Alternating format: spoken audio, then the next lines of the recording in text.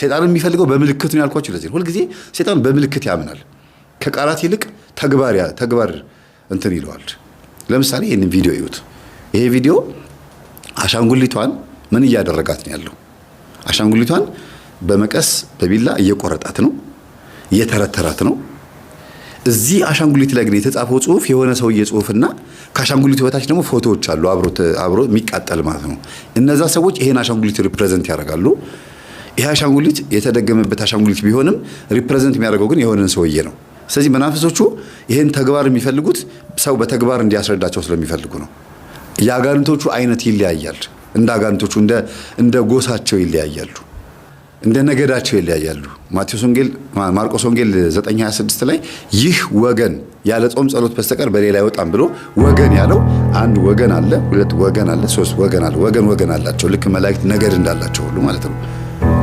መናፍስትም ልክ እንደዛ ናቸውና በተግባር የሆነ ነገር አሳይተዋቸው እንዲህ እንድታረግልኝ ነው የምፈልገው ምናምን ብለው በቃ ተግባር ያሳዩዋቸዋል ያንን ደግሞ መናፍስቶቹ አይተው ሄደው ያንን ሰውዬ እንደዛ ነው የሚያደርጉት እንደገና ደግሞ ሌላ ወገኖች ደግሞ አሉ መናፍስቶች ሜዲቴት በማድረግ ዮጋ ሲስተም ተቀምጠው ባይሙራቸው ኮንሺየስሊ የሆነን ሰውዬ በማሰብ ይሄ ሰውዬ እንዲሆን ፈልጋለሁ ብሎ ባፉ ልክ ሲናገር ሄዶ ያንን ሰው ያጠቀዋል ይሄ ደግሞ በምንድነው በቃላት ነው የሚሰራው ምን እርግማን ይባላል ወይ ሟርት ይባላል አንዳንድ መናፍስቶች ደግሞ በአይምሮ ብቻ የሚሰሩ አሉ እናቶቻችን አሁን ቡና እያፈሉ በአይምሮአቸው የሆነች ሴትዮ ሄደው በጥፊ ሲሏት ካሳዩ ሴትዮ ሄዳ ዛፍን ጭር ነው የምትለው ውጋልኝ ካሉት ይወጋል ሄዶ በአይምሮ ብቻ የሚያዙ ሰዎች አሉ እንደዚህ ብለው የሆነ ቃ እንዲ ምናምን የሚሉት እኮ ወደው አይደለም ስለዚህ መናፍስት ነገድ ስላላቸው ወገን ስላላቸው እንደየባህሪያቸው ነው ጠንቋዮቹም እንትን የሚሉት ለምሳሌ ጠንቋይ ቤት ላይ የመናፍስቱ መንደር የሚለውና መናፍስቱ በሸለቆ ውስጥ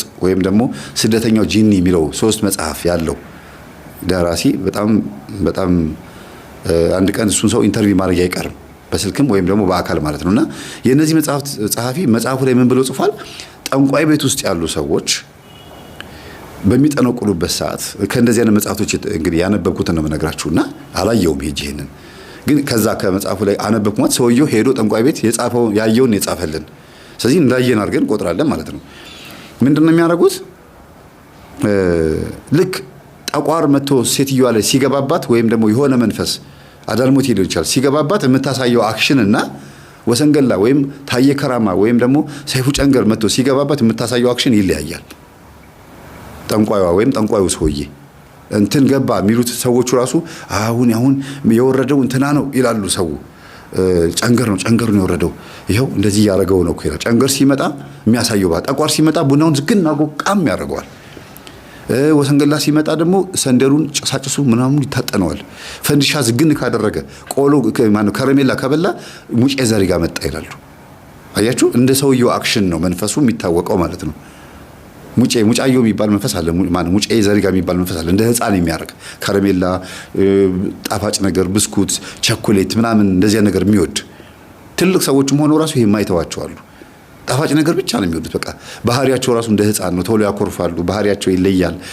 ቶሎ ደስተኞች ናቸው በሆነ በትንሽ ነገር ይደሰታሉ በትንሽ ነገር ያኮርፋሉ የሚያዝናና ነገር ብቻ ነው ደስ የሚላቸው ከሰው መካከል ሲገኙ ይስቃሉ ይጮታሉ ከዛ ደግሞ ትንሽ ቆይቶ የሚያለቅሳሉ እንዴ ያን ነገር ይሄ ሙጬ የሚባለው መንፈስ ነውና ቡና ሲፈላ ፈንዲሻ እንዲቆላ እንዲል ከረሜላ እንዲኖር ዘና ፈታ የሚያደርጉ ነገሮች እንዲኖሩ የሚፈልግ ከሆነ ሙጬ ነው እና ከዚህ አንፃር መናፍስት ሰዎችን ሰው ላይ እንዴት ብሎ እንደሚያድሩ ይታወቃል ማለት ነው እና ይሄንን ቪዲዮ ስታዩት የሚያሳየው ምንድነው መናፍስት ምልክት ይፈልጋሉ ማለት ነው ምልክት ይፈልጋሉ ሰው ላይ ሲገቡ ምልክት ይፈልጋሉ በምልክት ነው የሚግባቡት ማለት ነው ሁሉም አይደሉም አንዳንዶቹ ማለት ነው ስለዚህ የሰላቢ መንፈስ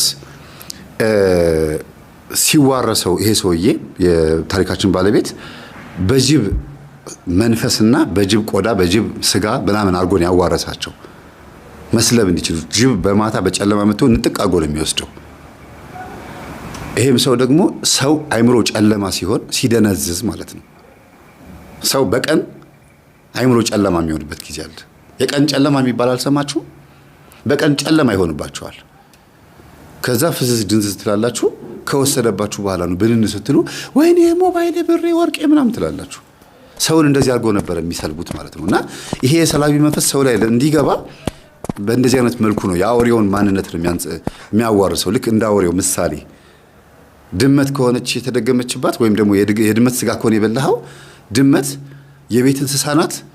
እጇን እየላሰች ምን እያለች ቤት የምትቀመጥ ነች። ሶፋ ላይም ምንም ላይም ትቀመጣለች። ግን ሲርባት አምጡ ብላ የምትል ሰላቢ ናት።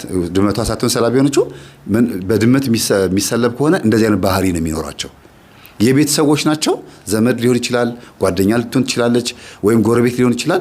የድመት ስጋ ተደግሞበት ከሆነ የተጣለብህ ወይም የበላህ ወይም ደግሞ እየተደገመብህ በአጠቃላይ በድመት ስጋ ከሆነ እንደ ቤተሰብ መስሎ እንዴት ነሽ ደህና ነሽ ወይ እንዴት ነህ እግዚአብሔር ይመስገን ምናምን እስቲ እንደው እንትን ፈልጌ ምናምን ብለው ተለሳልሰው እንደ ድመት ኛው እያሉ ድመት ሲርባት አይደል የምትጮኸው?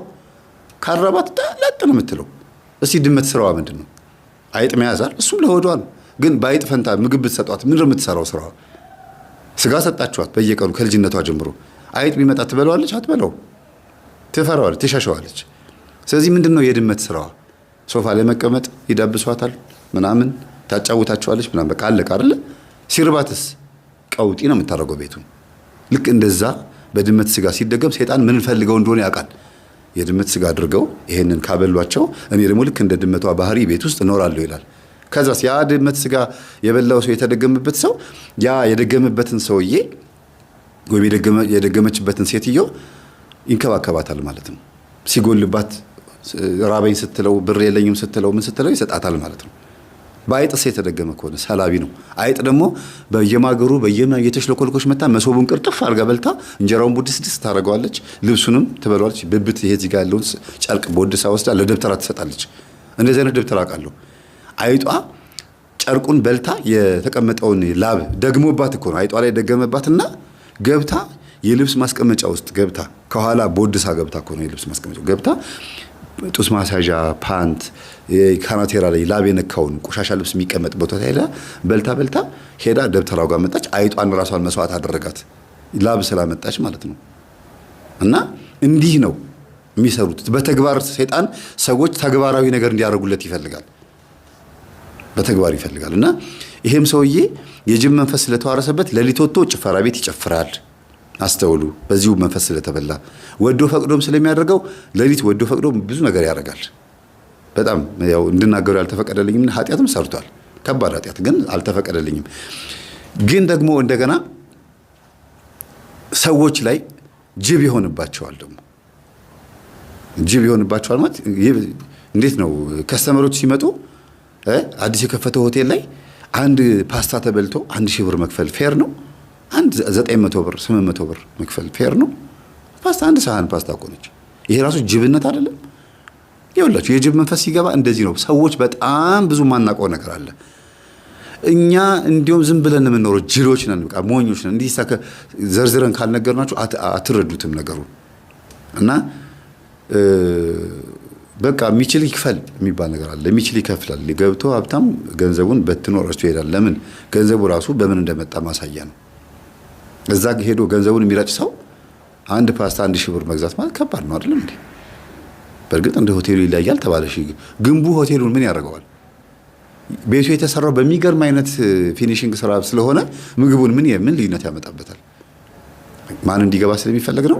መክፈል የሚችል ሰው በኃይለኛው መክፈል የሚችል ሰው ብዙ ገንዘብ ሲከፍል ጥርት ያለ ምግብ የሚቀርብለት ያለ የሚመስለው ሰው አለ። ቆንጆ ነገር የሚቀርብለት ያለ። እንዲያውም አንድ አባት ምን አሉ? እንደው የሚያምር ሆቴል ውስጥ ገብታችሁ ምግብ ስትበሉ ወጥ ቤቱንም አየት አድርጉት ይላሉ። ምግብ ቤቱንም አየት አድርጉት እንዴት እንደሚቀርብ ምግቡ እያለ ምግቡን ሊያቀርብም ይችላል እያለ ማለት ነው። ደበራችኋል። ከዛም አልፎ ተርፎ ደግሞ እንዴት አሁን መንግስት ኪችን ላይ ማን ነው እንትን ላይ የሆቴሎች ወጥ ቤቶች ላይ ትኩረት እያደረገ ነው ያለው። ንጽህና ላይ ጤና ቢሮ ጥሩ ነው። ግን እኔ በመጥፎ ነገር እያወራሁ ሳይሆን ያለሁት ሆቴሎችን እየነቀፍኩ ሳይሆን ያለሁት አንደኛ ወጥ ቤት ውስጥ ያሉ የመተት ኮተት፣ ሁለተኛ ንጽህና፣ ሶስተኛ ደግሞ ከባድ ገንዘብ እያስከፈሉ ጅብ የሚሆኑበት ሁኔታ እሱ ነገር መስተካከል አለበት ብዬ አስባለሁ። ቤቱ በጣም ሌዥር ስለሆነ ብሩም እንደዛ ይሁን ማለት አይደለም።